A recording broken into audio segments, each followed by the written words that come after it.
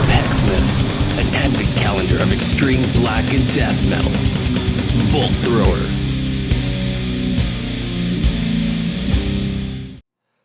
Hey yo, welcome to Circle of Tone, and today we have Hex-Mass continuation, and who is behind the 11th door of the advent calendar of death, black and extreme metal. Today we have Bolt Thrower. That's all I gotta say, it's Bolt Thrower. What more can be said? And there is a twist to this one, because I have discovered the secret of Bolt Thrower's tone, and I can't get it because it involves my nemesis, and it's very interesting. And you know, I think a lot of people on the internet think they know what they used, and a lot of them may be right, but I think I know the secret to their tone, which makes it unobtainable for 95% of the people that attempt it. So set the stage. I'm not even going to attempt it. What I'm going to do is try and recreate Bolt Thrower. Not so much a recreation, just play it through my own gear, through the Circle of Tone amp, through the Circle of Tone pedal, just because, you know, my shit brings it. And this is my guitar that's in the works, and but we can get to that old gear later on. I didn't use this guitar because it's not quite ready yet. And let's go. Bolt Thrower. Circle of Tone.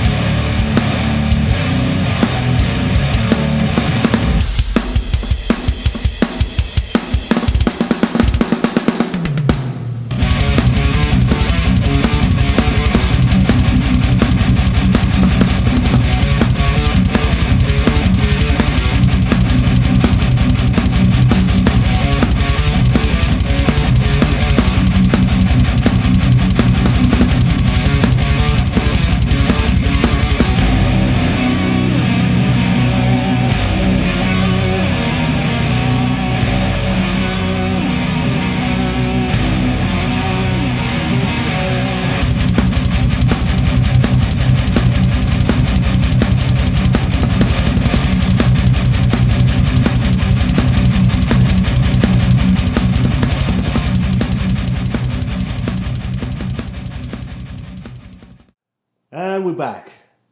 So that was my take through my gear, through it's my cables, my amp, my pedal, and a brand of pickup that I like. The pickups are organic pickups, and I think it's called the Katana is the pickup. It's a hotter pickup than usual, but good for that crushing stuff. So that's my down-tuned guitar that I play. And I put Gibson Robo-Tuners on it, which is the worst decision I've ever made. What a pain in the ass those things are. They do not hold tune, so they're going to come off soon. And yeah, so that I had so much tuning crap I had to deal with that damn guitar. Gibson, what are you thinking, dude? What is going on with that company? They shut down my software that I record on. They shut it down. You know, they're not doing updates on it anymore. They're just going to retain the servers. Oh, anyway, no rants. This is Bolt Thrower. This is a celebration. This is Hex-Mass. Why am I getting back into the Gibson thing? So, the secret. Very, very interesting. Here is a list of the gear that they use. And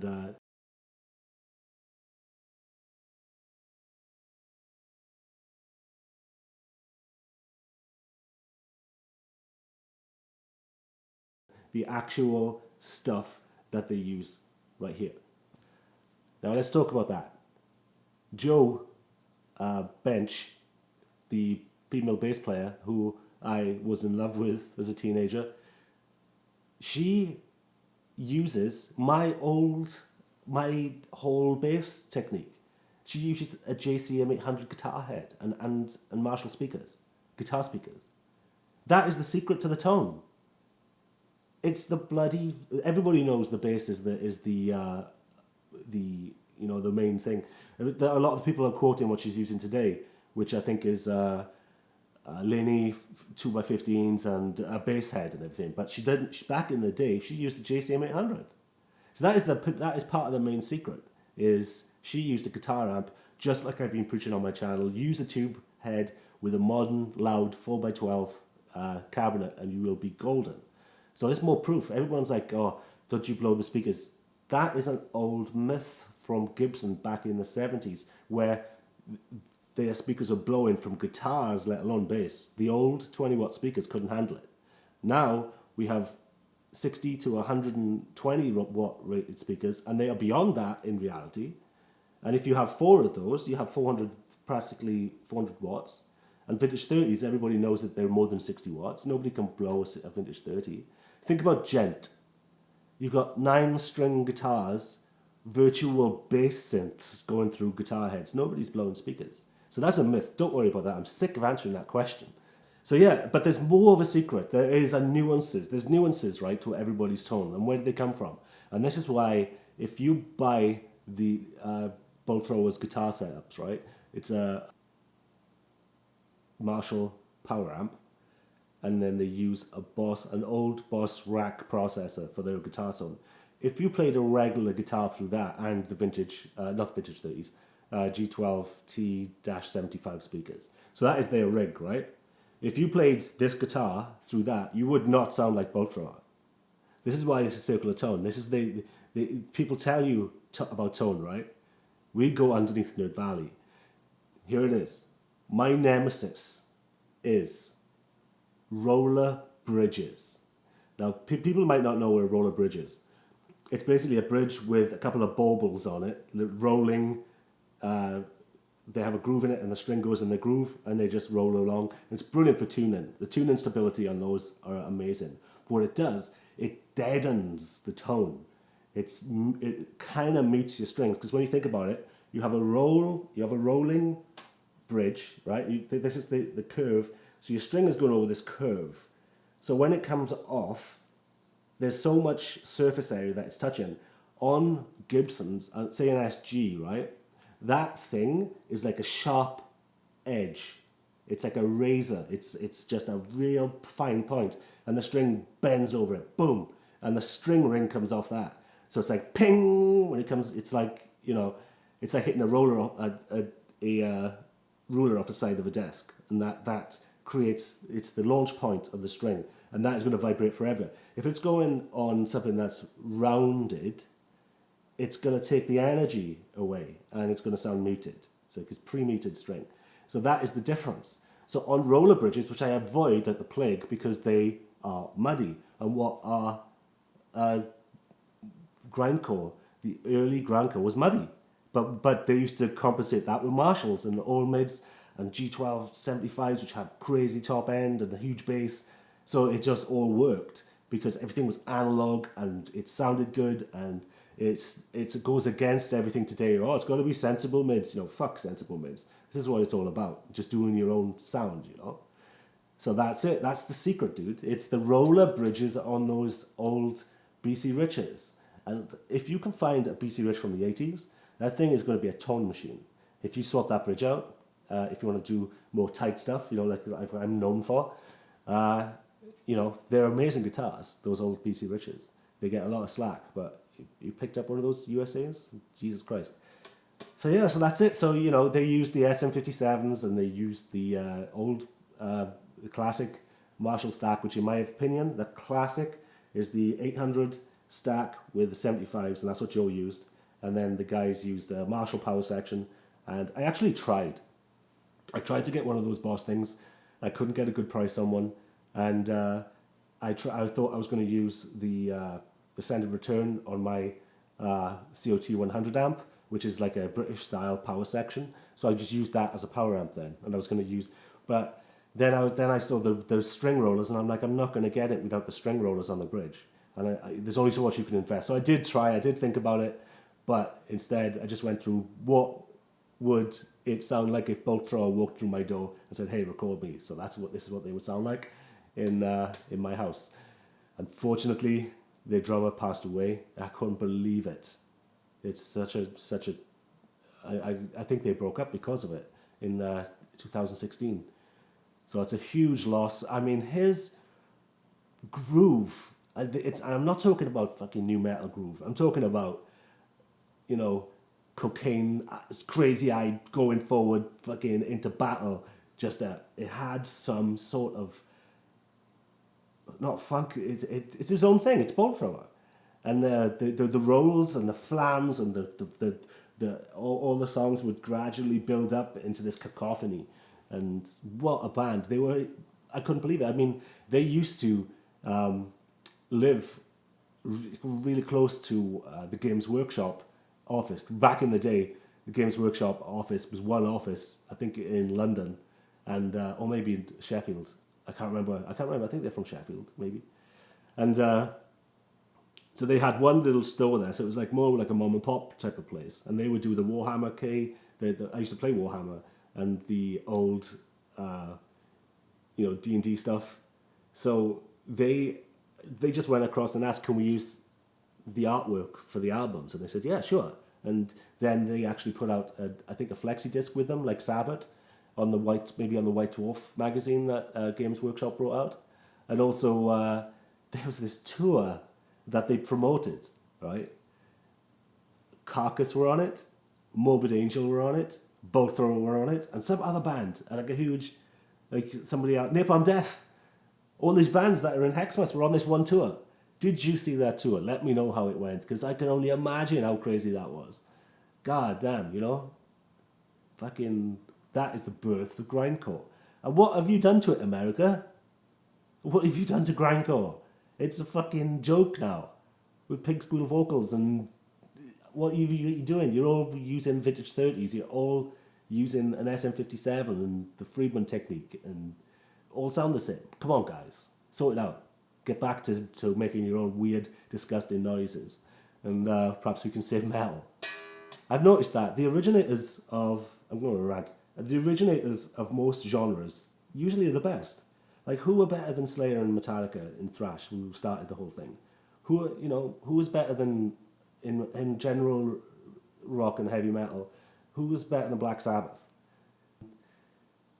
You can see who was better than Iron Maiden. It's like all the originators tend to start this, and then people copy it and fuck it all up. So we need new bands, dude. The progressive are all doing the noodly. It's hard to put my finger on it, but they're all following the leader, ironically, on that. So where are the original bands, dude? I get a lot of... It's frustrating. We're at a time, we have all this gear. We have studio... We have blown away the studios with a $100 interface. We blow away the studio quality they had 15 years ago in multi-million-dollar studios. We have this. So I keep on saying it. The modern metal is usually one brainchild with a couple of hired guns. We need bands. We need that brainchild going with a bass prodigy brainchild going with a drummer brainchild, and we need to bring them together to make one amazing whole. Like Dream Theater are all just amazing individuals. It's not one guy. So we need to get out of this one guy leading the charge. I'm guilty of it myself. We talk. It's like I need external influences to kick me out my ass.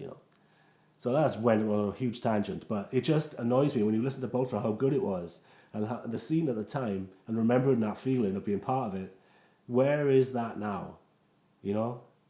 What we got? Avenged Sevenfold and bloody Smash Face Mouth, whatever they're called. I don't know. I guess that is it for today. That turned into a fucking rant, but I'm sorry. Hex-Mass is it's a dark time, and sometimes some hard truths have to be said. So I hope you liked my version of it. I am dying. Maybe that's why I'm being such a bitch. And I hope you tune into the next one. Who's next? Behind the Advent calendar of death. You gotta tune in to find out. Please subscribe. There's lots of stuff going on. I have t-shirts coming out that you can buy pre-order right now. And I have pickups coming out. You can buy my pedal, which is up here, I think. Who that? Like I say, my guitar is being developed. Look at this. There's an old. Look at this in here. Do you recognize that? Can you see it? That is a 1950s Bumblebee capacitor, new old stock. That's in all of my guitars. Yes. Craziness. And these sealed volume pots and tone pots, top of the range bones, and new old stock wire. My own pickups with my custom magnets and different types of magnets too. And there's new old stock belt and wire. These things, just retaining signal is what I'm obsessed with. Not getting the right endangered Brazilian rosewood. It's, this stuff is Canadian maple, regulated. There's abundant. I'm not going to be one of those people that, makes ebony not exist anymore. So that's it. And I love this color. Look at that. It's the black hole burst. I've got a old vintage gold tailpiece on it. Not tailpiece, bridge on it right now. Because they didn't get something right on the bridge, so I have to kind of fix it myself. So this is just a temporary thing. And this is Bone Nut. This is Grover Tuners. And it is a thick 1-inch maple cap on this. This isn't weight relieved. This thing is a beast. And then mahogany on the bottom. And mahogany neck with the ebony. If I went, not ebony, with the maple top. Because if I went for maple and maple, it gets a bit too bright. The tone wood is all about the body wood. That's, everybody knows that you do get a little bit of spank from fretboards. That's not, fretboards aren't in the tone wood thing. The tone wood thing is on the body. So because this is a bolt-on, in the future, I'm going to be bringing out a tone wood video. So, like this is half mahogany, half,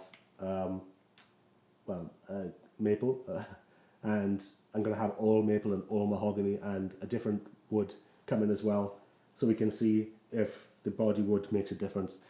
Because on these tone wood videos, some of these guys are with their thumbs. Right?